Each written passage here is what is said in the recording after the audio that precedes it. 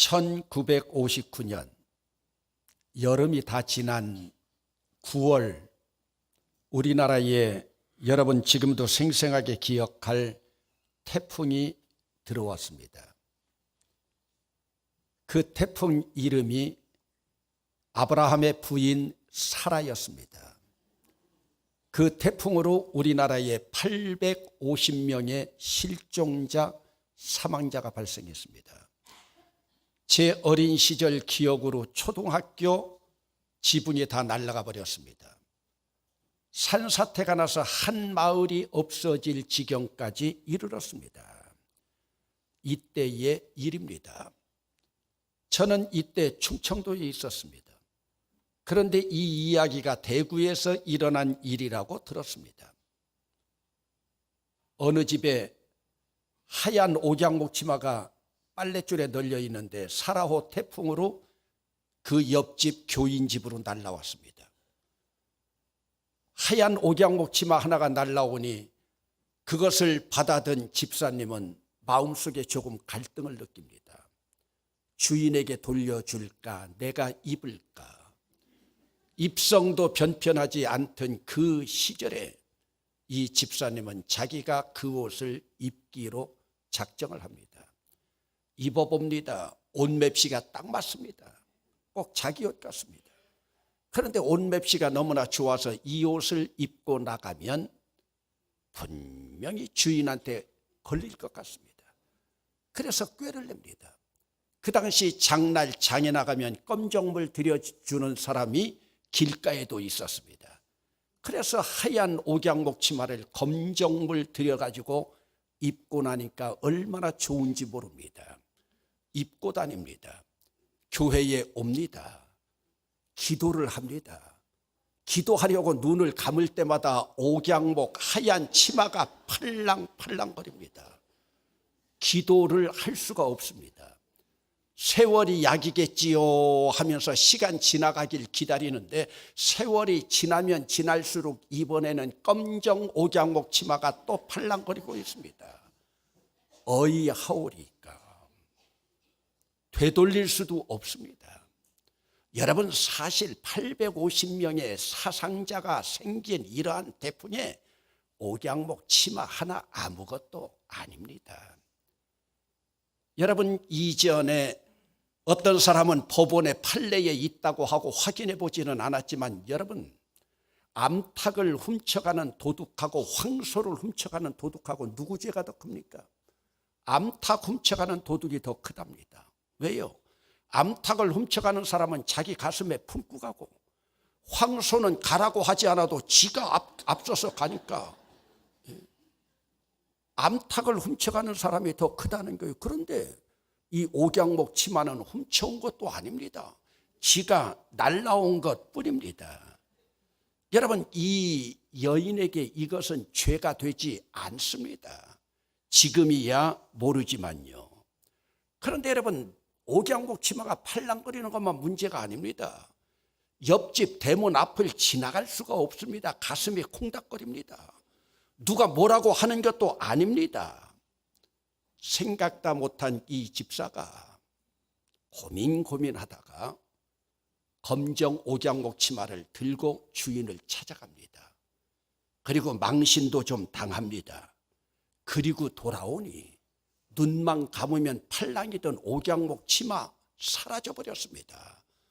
무엇이 이렇게 만들었을까요? 여러분, 혹시 여러분 참회 기도할 때마다 옥양목 치마 팔랑거리지 않습니까? 아니면 여러분 참회 기도할 때마다 여러분 가슴에 무엇이 콩닥거리고 있지 않습니까? 여러분, 그러면 왜 이 여집사에게 이런 증상이 일어났을까요? 사실 이 여인의 문제는 옛 언약의 율법에 비추어 보면 속죄죄를 드릴 자격도 되지 않습니다. 자기 손으로 도둑질한 것도 아니고 바람에 날려온 것입니다. 혹시 이 여인이 죄의식 때문에 잠을 이루지 못한다면 이 가난한 여인의 형편에 비둘기 2마리 정도만 잡아도 되고, 그 형편이 되지 않으면 밀가루, 고운 가루 한 줌 가져다가 하나님 앞에 소재만 드리면 됩니다. 그런데 여러분, 지금은 율법 시대도 지났고 옛 언약의 시대도 지났으니 하나님 앞에 회개만 하면 됩니다. 그런데 왜 이 여인이 눈만 감으면 옥양목 치마가 팔랑거릴까요? 차라리 가톨릭 같으면 신부 앞에 가서 고해성사하고 신부가 시키는 대로 염주 좀 돌리면서 십계명 한 10,000번쯤 외우든지 사도신경 10,000번쯤 외우면 아마 속 시원하게 죄사함 받았다고 하는 확증이 있을 거예요. 그런데 이 여집사 참 안타깝기도 합니다. 우리는 어찌 보면 옥양목 치마 하나 물들여 입은 이 여인을 치사하고 째째한 교인처럼 볼 수 있습니다. 그런데 참으로 이 여인은 믿음이 좋은 여인입니다. 왜 그렇습니까? 여러분, 옥양목 치마 하나 때문에 기도가 되지 않는다고 하는 것은 이 여인은 하나님께서 주신 새 언약의 법을 이 여인의 마음판에 새기고 있기 때문입니다. 여러분, 지금 이 여인은 성문법적으로 하자가 없습니다. 옆집에서 옥양목 치마 날라오면 어떻게 해주라고 하는 법전도 없습니다. 그런데 이 여인은 새 언약의 법인 십자가의 법을 마음판에 새기고 있기 때문에 양심의 법에 따라서 가책을 느낍니다. 이런 여인이 진정으로 복음 안에서 자유로 살아가는 인물입니다. 여러분, 사도 바울은 우리가 잘 아는 대로 성령의 사람입니다. 그런데 로마서 7장 가운데 보면 성령으로 충만한 사도 바울이 갈등 속에서 고민하고 있는 모습이 나타납니다. 오늘 우리들에게도 신앙생활을 잘 하고 있는데 이런 갈등과 고민이 우리에게 있는가? 그렇다면 여러분은 성령의 사람입니다. 여러분, 주일 예배에 빠지고 나서도 여러분들이 아무런 감각이 없다. 그것은 예수 잘 믿는 사람 아닙니다. 주일 예배에 빠지고 나면 찝찝하기도 하고 불안하기도 한 것이 당연합니다. 여러분, 주일 예배가 뭡니까? 예배 고프신 하나님의 심정을 헤아리면서 주일 예배는 하나님 앞에 양식을 드리는 것입니다. 그런데 하나님 앞에 양식 드리는 것을 내가 빼앗아 먹고 있으면서도 아무런 죄책감이 없다. 그것은 죽은 믿음이나 다름이 없습니다. 그러나 부득이한 이유로 부득불 예배하지 못했어도 그 안에 죄송한 마음이 있으면 불안하기는 하지만 그것을 저는 불안한 믿음이라고 말할 수가 있습니다. 사실 성령의 사람인 사도 바울은 하나님의 족한 은혜로 살았습니다. 하나님의 족한 은혜로 살다가 보니까 그 안에 갈등이 일어나는 것 당연합니다. 여러분, 성령으로 살아가는 사람은 역설적이지만 그 안에 자꾸만 갈등이 마음속에서 일어납니다. 무슨 갈등입니까? 여러분, 우리는 성령님 인도하에 살아가기 때문에 우리 속사람으로는 하나님의 법을 즐거워합니다. 그런데 하나님의 법을 즐거워하고 있지만 하나님의 법은 어디에 담고 있느냐? 하나님의 법은 우리의 육체와 우리의 지체 속에 담고 있기 때문에 또 다른 법, 내 지체에서 생겨나는 법이 나를 괴롭힙니다. 그러면 여러분, 믿는 자들의 지체 속에서 나를 괴롭히고 있는 법이 무엇입니까? 그것이 죄의 법입니다. 이 죄의 법이 결국은 사망의 법으로 나아갑니다. 여러분, 우리가 아무리 하나님의 법으로 살려고 몸부림을 쳐도 내 지체를 띠고 살아가는, 내 육체 속에서 살아가는 죄의 법이 내 마음의 법을 짓누를 수가 있습니다. 그래서 우리는 믿음 생활을 하면서도 죄의 길을 걸어갑니다. 여러분, 요한복음 13장에 보면은 예수님께서 세상을 떠나가실 때가 가까워진 것을 알고 사람을 사랑하시되 끝까지 사랑하시고 제자들을 끝까지 사랑하시는데도 불구하고 마귀는 벌써 시몬의 아들 가룟 유다의 마음에 예수를 팔 생각을 집어 넣었습니다. 예수님이 사랑을 그렇게 하고 있는데도, 사랑을 받고 있음에도 마귀가 예수팔 생각을 가룟 유다 마음에 집어넣었어요. 그러므로 오늘 우리는 오늘도 나의 생각, 오늘도 나의 카르디아 마음을 지키지 않으면 안 됩니다. 하나님의 그 질서의 법이 내 생각과 마음판에 새겨져서 마귀가 내 생각과 내 마음을 엿보지 못하게 해야 됩니다. 이렇게 된 자들에게는 하나님의 법이 그 마음에서 체질이 됩니다. 저는 기독교 용어 가운데 교육이라고 하는 단어나 훈련이라고 하는 단어를 좋아하지 않습니다. 기독교의 성품은 교육이나 훈련으로 되는 것이 아니라 하나님이 영이 내 안에 가득 차면 그것이 체질이 되어야 됩니다. 체질이 된 자들이 제일 무서운 거예요. 하나님의 법이 내 마음판에 새겨져서 체질만 되면, 내 체질만 되면 마귀도 나를 지배할 수가 없습니다. 그러기에 피조물 된 오늘 우리는 하나님 앞에서 오호라 나는 곤고한 사람이로다, 이 사망의 몸에서 누가 나를 건져내랴, 이것은 하나님 앞에서 진정으로 내가 죄인임을 통탄하는 절규입니다.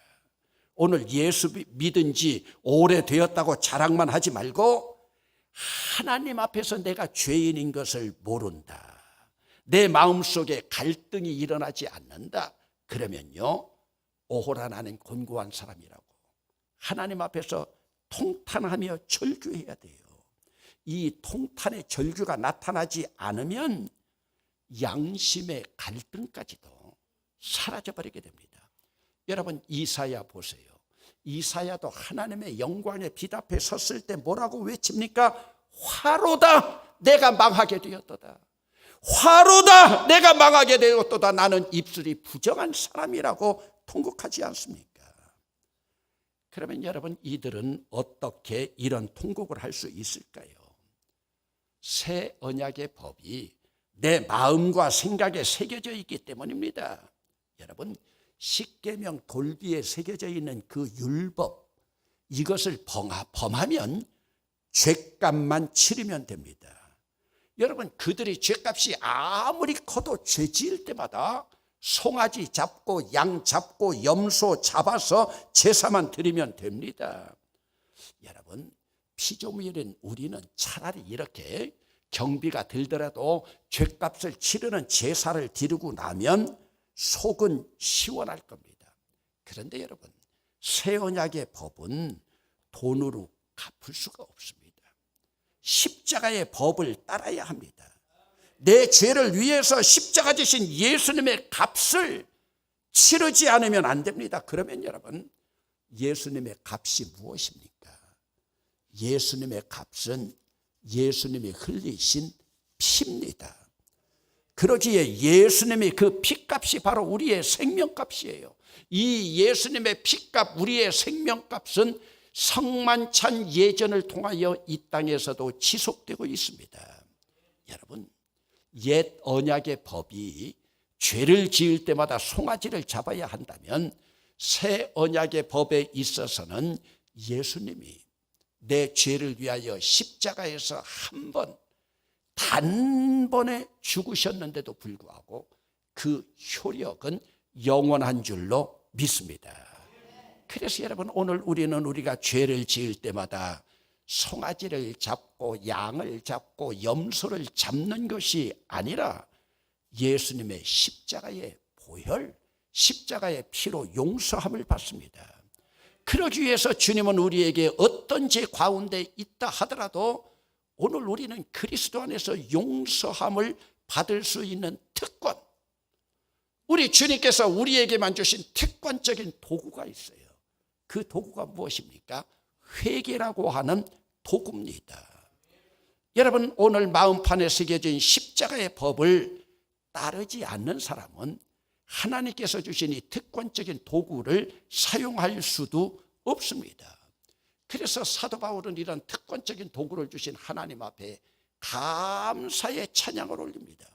오늘 본문 25절 가운데서도 보면은 우리 주 예수 그리스도로 말미암아 하나님께 감사하리로다.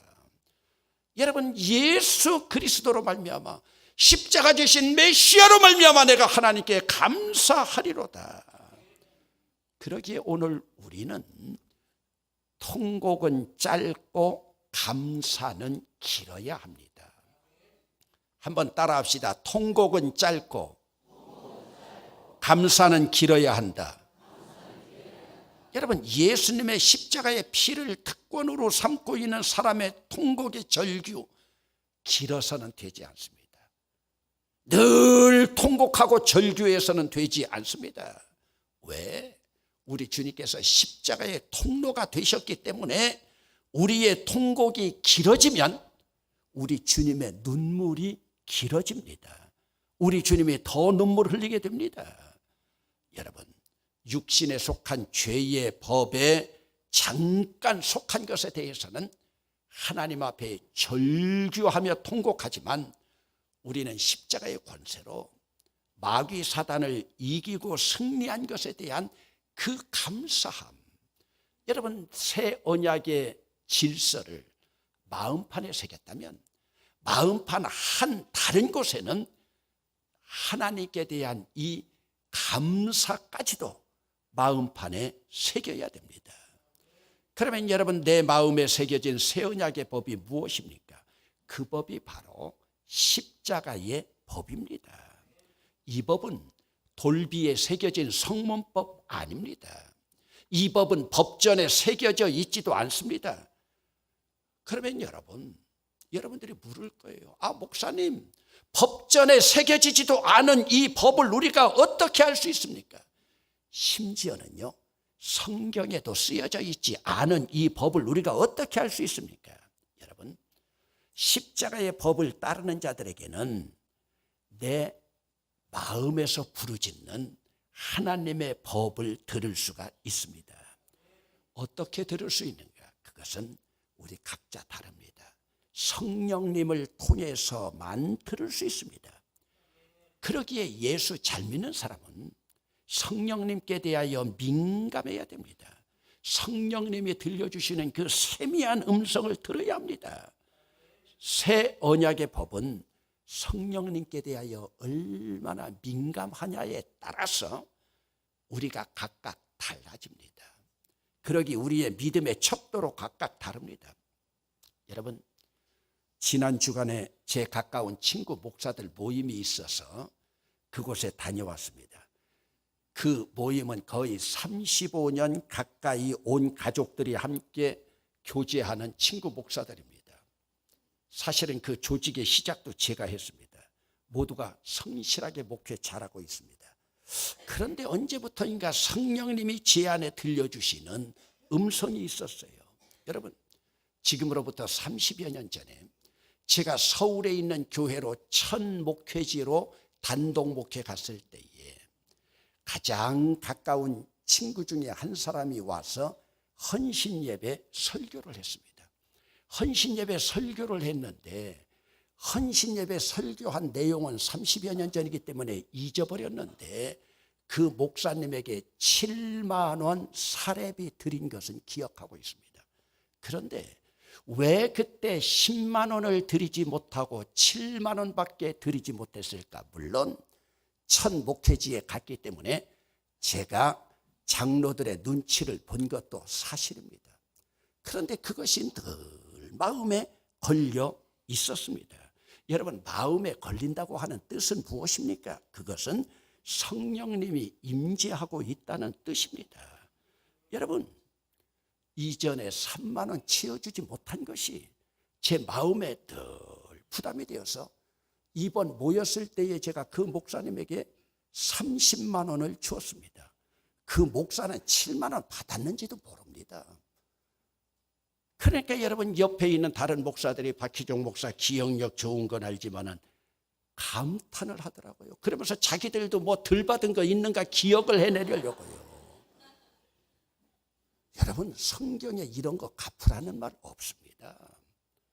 그러나 그런데 여러분들이 오늘도 신앙생활하면서 성령님이 들려주시는 세미한 음성이 있으면요, 그러면서 제 친구가 그거 받아가지고 서울 올라가면서요, 강구에 들려서 강구 대게 얼마나 비싼 것을요 한 박스 자기도 감동을 받아가지고 보냈더라고요. 여러분, 그러면 여러분들이 물을 거예요. 30년이 지나도 찾아서 갚으라는 말이 성경에 어디 있느냐? 성경에 그런 기록이 없습니다. 그러나 새 언약의 법인 십자가의 법은 사랑의 법이고 은혜의 법입니다. 여러분들의 사랑과 여러분들의 성령님이 얼만큼 충만히 역사하느냐에 따라서 세상 법정으로는 죄가 아니지만, 행하지 않아도 죄는 아니지만, 하나님께서 신앙의 성숙에 따라서 사랑으로, 은혜로 판단하게 하십니다. 여러분, 성문법에 대한 기록이 없어도 여러분 마음속에 무엇인가 꿈틀거리고 있으면 그것이 착한 행실이건 회개해야 될 일이건 성령님의 음성입니다. 여러분들이 누구를 위해서 기도할 때마다 자꾸만 마음에 걸립니까? 애통하는 마음이 생깁니까? 그 일을 해야 하는 것이 새 언약의 법에 있어서는 그것이 주님의 새 언약의 법이에요. 여러분, 르완다 병원 건축을 위해서 기도하던 어떤 권사님, 추가 건축비 3억이 더 들었다니까 그 건축비 11조를 가져왔습니다. 하나님께 기도를 하는데 하나님이 하시기를 원하시는 강권적인 힘이 느껴지더라는 거예요. 그거 바치지 않아도 죄가 아닙니다. 안 바쳐도 됩니다. 느낌으로만 받으면 됩니다. 이러한 성령의 음성이 들릴 때 그 권사님은 하나님 앞에서 행해야 될 자기의 사명으로 바라본 거예요. 여러분, 이 사명을 행하지 않으면 마음속에서 나를 괴롭히는 죄의 법으로 갈등이 생겨납니다. 사실은 죄가 아님에도 그렇습니다. 그러나 그 일을 사명으로 감당하면 성령님으로부터 들려주는 더 큰 음성, 그리고 내 사랑의 지경과 내 미션의 지경이 점점 필드가 넓어지게 됩니다. 여러분, 사라오 태풍에서 옥양목 치마 하나에 회개의 문이 닫혔던 여인, 그런 여인이 진정으로 성령의 사람입니다. 성령님이 감동하고 있기에 그것까지도 세상 사람들이 바라볼 때는 죄가 아님에도 불구하고 죄로 깨닫게 되는 거예요. 여러분은 성령님에 대해서 이렇게 민감합니까? 그러기에 성령님의 법은 사랑의 법입니다. 새 언약의 법은 은혜의 법입니다. 오늘 여러분들은 세상적인 법정에 따르고 있습니까? 아니면 은혜와 사랑, 또 하나 있습니다. 생명의 측면에서 여러분들이 척도를 삼고 있습니까? 여러분, 갈릴리 호숫가에서 고기잡이를 하든, 갈릴리 호수에 대해서는 전문가였던 베드로가 밤새도록 고기를 한 마리도 못 잡았습니다. 시리에 차 있는 베드로에게 예수님이 찾아오십니다. 깊은 데로 가서 그물을 내리고 고기를 잡으라. 성경 말씀에도 보면은 그물이 찢어질 만큼 많이 잡혔습니다. 사실은 그물이 찢어졌습니다. 그 순간 베드로가 어떻게 행합니까? 그 앞에 무릎을 꿇고 주여 나를 떠나소서, 나는 죄인이로소이다. 여러분, 사실 베드로 일반적으로 바라보면 죄인 아닙니다. 그럼에도 왜 그 기적 앞에서, 왜 그 성령의 영광 앞에서, 성령님의 역사 앞에서 무릎을 꿇고 죄인인 것을 깨달을 수가 있었겠습니까? 여러분, 하나님의 영으로 충만히 넘치면 내가 새 언약의 법에서 죄인인 것이 저절로 깨달아집니다.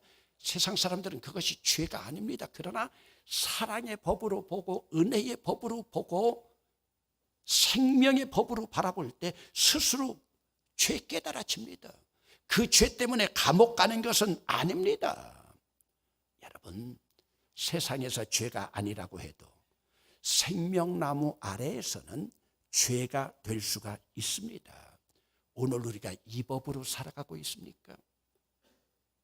아니면 팩트라고 하는 그 사실이라고 하는 것에 매여서 살아가고 있습니까?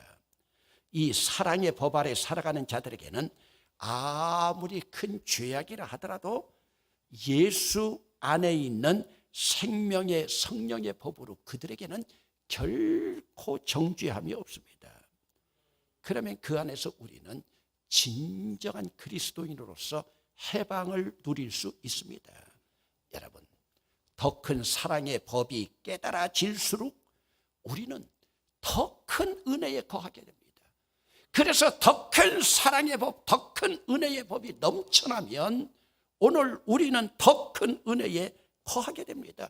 이때 이 은혜 안에서 우리는 진정한 자유를 누립니다. 어떤 사람들 자유를 누리고 싶어도 사람 때문에 자유를 누리지 못하고 스트레스 주는 자 때문에 자유를 누리지 못하고, 그러나 아닙니다. 새 언약의 법을 살아가는 자들은 십자가 바라보면서 그 안에서 진정 자유를 누립니다. 여러분, 오늘도 죄가 깨달아지고 있습니까? 아니면 죄인 것을 바라보면서도 무뎌지고 있습니까? 성령의 세미한 음성에 귀를 기울이는 자들은 성령 충만한 자들입니다. 그들은 새 언약의 법에서 세상의 어떤 환경에 처한다 하더라도 진정한 자유를 누립니다. 여러분, 그리스도 안에서 오늘도 자유를 누리고 있습니까? 복음 안에서 자유를 누리고 있습니까? 아니면 오늘도 여러분들은 세상 율법 속에서 구속받고 살아가고 있습니까? 2월 한 달 진정한 자유인으로 살아갈 수 있기를 주의 이름으로 축원합니다.